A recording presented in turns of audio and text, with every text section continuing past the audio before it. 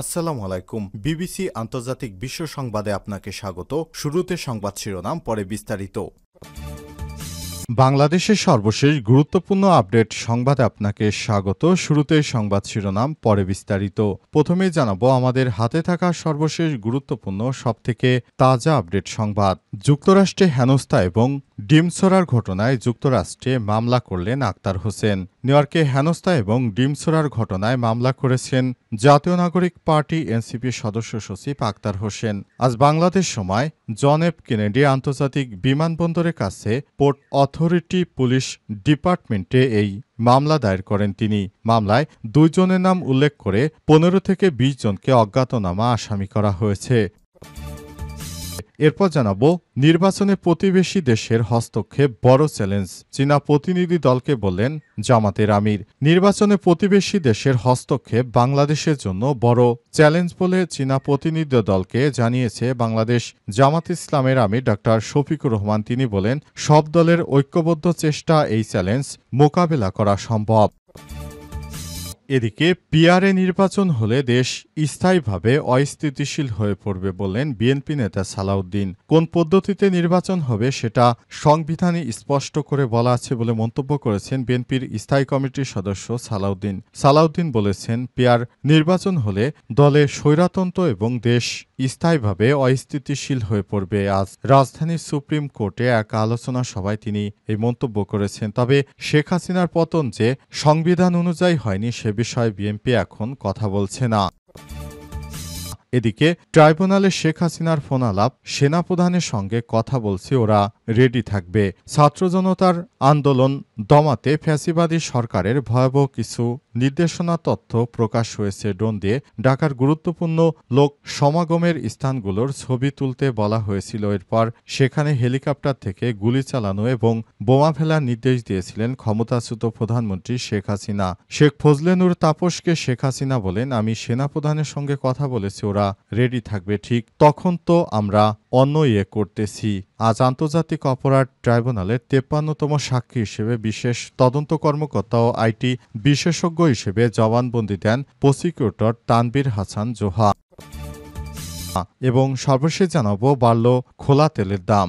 ভোজ্য তেল পরিশোধন ও বিপণনকারী ব্যবসায়ীদের সংগঠন Bangladesh vegetable oil refinery and Vanaspati manufacturers অ্যাসোসিয়েশনের পক্ষ থেকে কোনো ঘোষণা দেওয়ার আগেই বাজারে বেড়েছে খোলা সয়াবিন ও সুপার পাম অয়েলের দাম। আগে 169 টাকা খোলা সয়াবিন বিক্রি হলেও এখন 170 থেকে 172 টাকায় বিক্রি হচ্ছে এবং পাম অয়েল 150 টাকা থাকলেও এখন 155 থেকে 160 টাকায় বিক্রি করা হচ্ছে।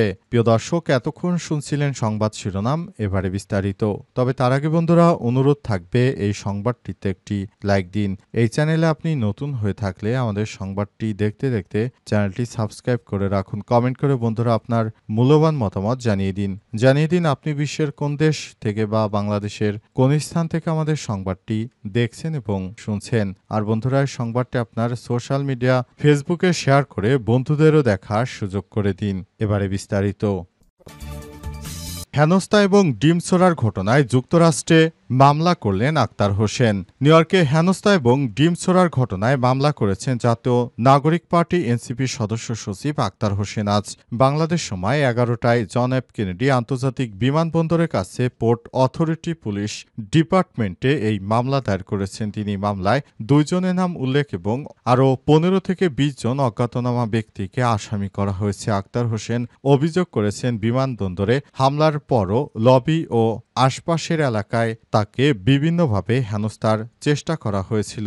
এই কারণে তিনি মামলা করতে বাধ্য হয়েছেন। আগামী 30শে সেপ্টেম্বর দেশে ফিরবেন জাতীয় নাগরিক পার্টি এনসিপির সদস্য সচিব আক্তার হোসেন। প্রসঙ্গত, জাতিসংঘ অধিবেশনে যোগ দিতে প্রধান উপদেষ্টা এবং তার সফর সঙ্গীরা এমিরেটসের একটি ফ্লাইটে নিউ ইয়র্কে পৌঁছালে বিমানবন্দরের বাইরে আওয়ামী লীগের কর্মীরা বিক্ষোভ করেন এবং এ সময় বিএনপির মহাসচিব মির্জা ফখরুল ইসলাম আলমগীর, বিএনপির নেতা হুমায়ুন কবির, এনসিপি নেতা আক্তার হোসেন ও ডক্টর তাসনিম জারাকে ঘিরে স্লোগান দেয়। পরে আক্তার হোসেনকে লক্ষ্য করে কয়েকজন ডিম নিক্ষেপ করে। নিরাপত্তার ঝুঁকির মুখে তারা পুলিশের সহায়তায় বিমানবন্দর এলাকা ত্যাগ করে। ঘটনার পরই পুরো এলাকায় চাঞ্চল্যকর পরিস্থিতি বিরাজ করছে। এনসিপির নেতৃত্ববৃন্দদের উপর এভাবে হামলা কোনোভাবেই গ্রহণযোগ্য নয় দেশ জুড়ে, তাই তারা শেখ হাসিনার বিভিন্ন প্রতিকৃতিতে ডিম নিক্ষেপ শুরু করে।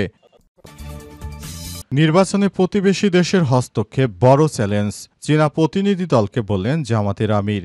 আগামী নির্বাচনে বাংলাদেশের জন্য সবথেকে বড় চ্যালেঞ্জ হয়ে দাঁড়িয়েছে আমাদের পার্শ্ববর্তী দেশ ভারতের হস্তক্ষেপ। তারা বাংলাদেশের নির্বাচনকে বানচাল করার জন্য নানা রকম ষড়যন্ত্র করছে বলে অভিযোগ করা হয়েছে।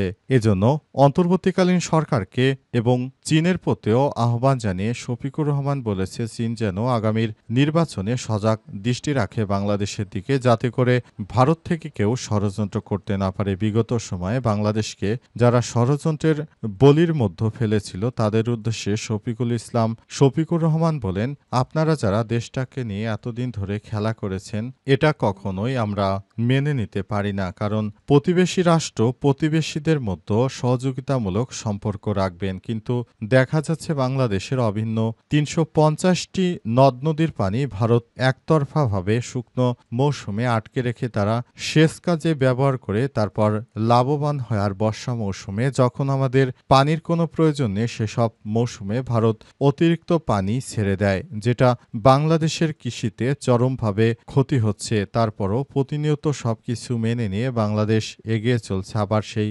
বাংলাদেশের উপর দিয়ে আপনারা রাস্তা নির্মাণ করে আপনাদের সেভেন সিস্টার্সে মালামাল পরিবহন করতে চান, এটা এই দেশের জনগণ কখনোই মেনে নেবে না। তাই সরকারকে উদ্দেশ্য করে বলতে চাই, নতুন বাংলাদেশ গড়ার জন্য অবশ্যই প্রতিবেশীদের হস্তক্ষেপের বিষয়টি আমাদেরকে শক্ত হাতে মোকাবেলা করতে হবে। এজন্য অন্তর্বর্তীকালীন সরকারের প্রতি এবং চীনের প্রতিনিধিদের কাছেও এই বিষয়টি তিনি উপস্থাপন করেছেন। পিয়ারে নির্বাচন হলে দেশ স্থায়ীভাবে অস্থিতিশীল হয়ে পড়বে বললেন বিএনপি নেতা সালাউদ্দিন। কোন পদ্ধতিতে নির্বাচন হবে সেটা সংবিধানে স্পষ্টভাবে বলা আছে বলে মন্তব্য করেছেন বিএনপির স্থায়ী কমিটির সদস্য সালাউদ্দিন। তিনি বলেন, বাংলাদেশে যদি পেয়ার পদ্ধতিতে নির্বাচন হয় তাহলে সেটা দেশের জন্য খুবই খারাপ কিছু বয়ে আনতে পারে। তিনি বলেন, আমরা পেয়ার পদ্ধতিতে নির্বাচন চাই না, আমরা চাই সাংবিধানিকভাবে নির্বাচন। তবে শিক্ষার্থীরা দাবি জানিয়েছে, এদেশে শেখ হাসিনার পতন কোনো সংবিধান মেনে হয়নি। সংবিধান মেনে আসলে কখনো আন্দোলন সংগ্রামও হতো না। আর এই ৭২ সালের সংবিধানের দোহাই দিয়ে শেখ হাসিনা এতদিন রাতে ভোট করে তারপর ক্ষমতায় ছিল, সে বিষয়টি ছাত্র জনতারা মেনে নিতে পারেনি। তাই তারা নতুন বাংলাদেশ গড়ার জন্য সরকারের প্রতি আহ্বান জানিয়েছে, জুলাই সনদের ভিত্তিতে এদেশে নতুন নির্বাচন দিতে হবে। কিন্তু প্রতিবারের মতো এবারও বিএনপি পিয়ার পদ্ধতিতে নির্বাচনে বাধা হয়ে দাঁড়িয়েছে। এর আগে স্থানীয় নির্বাচনেও বিএনপি বাধা হয়ে দাঁড়িয়েছিল। তারা আগে জাতীয় নির্বাচন চায়, তারপর স্থানীয় নির্বাচন, যাতে বিএনপি ক্ষমতায় এসে তারপর তাদের ইচ্ছামতো মেম্বার চেয়ারম্যান তৈরি করতে পারে বিএনপি। এজন্য তারা এটি চাচ্ছে। কিন্তু এদেশের সাধারণ মানুষ আগে স্থানীয় নির্বাচন চেয়েছিল, তারপর চেয়েছিল জাতীয় নির্বাচন, সেটিও বাতিল হয়ে গেছে। তারপর শেখ হাসিনার সময় রাষ্ট্রপতি শাহাবুদ্দিন চুপ্পুকে সরাতে চেয়েছিল শিক্ষার্থীরা, সেটিও বাধা দিয়েছে বিএনপি প্রতিটি সংস্কার কাজে বাধা দিচ্ছে। পাশাপাশি জুলাই সনদ এতদিন ধরে আটকে রাখার বিষয়ে বিএনপি নোট অব ডিসেন্ট দিয়ে রেখেছে ইত্যাদি নানা বিষয় প্রতিনিয়ত বিএনপির মনোপূর্ত না হওয়াতে সবগুলো তারা বয়কট করছে। এভাবে তারা পুরনো ফ্যাসিবাদের সিস্টেমটিকে কায়েম করার জন্য এখনো কথা বলছে বলে অভিযোগ করেছেন শিক্ষার্থীরা। ট্রাইব্যুনালে শেখ হাসিনার ফোনালাপ, সেনাপ্রধানের সঙ্গে কথা বলছি, ওরা রেডি থাকবে। ছাত্র জনতার আন্দোলন দমাতে ফ্যাসিবাদী সরকার ভয়াবহ কিছু নির্দেশনা তথ্য প্রকাশ হয়েছে।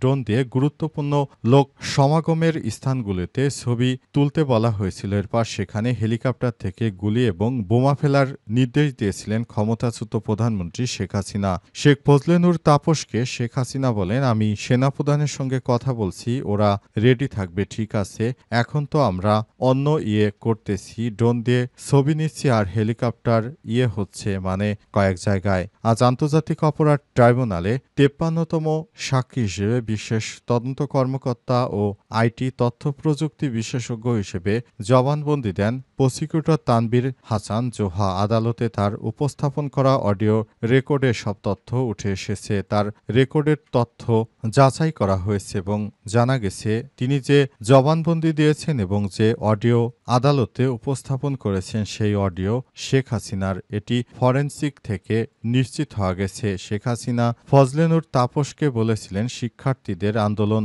দমন করার জন্য যেসব জায়গায় অতিরিক্ত শিক্ষার্থী এবং মানুষ রয়েছে ওই সব এলাকাগুলো থেকে ছবি তুলে তারপর সেখানে পুলিশ সদস্যদের গুলি করতে, পাশাপাশি সেসব এলাকায় বোম্বিং করার জন্য নির্দেশ দিয়েছিলেন যাতে করে আর কেউ আন্দোলন করতে না পারে। তিনি সেভাবে তার প্ল্যানকে এগিয়ে নিয়ে গিয়েছিলেন, কিন্তু শেষ পর্যন্ত আর শেখ হাসিনা শেষ রক্ষা হয়নি। এদেশের সেনাবাহিনী কখনো এদেশের জনগণের বিরুদ্ধে যায়নি। তারা শেখ হাসিনার সেই চক্রান্তকে রুখে দিয়েছে।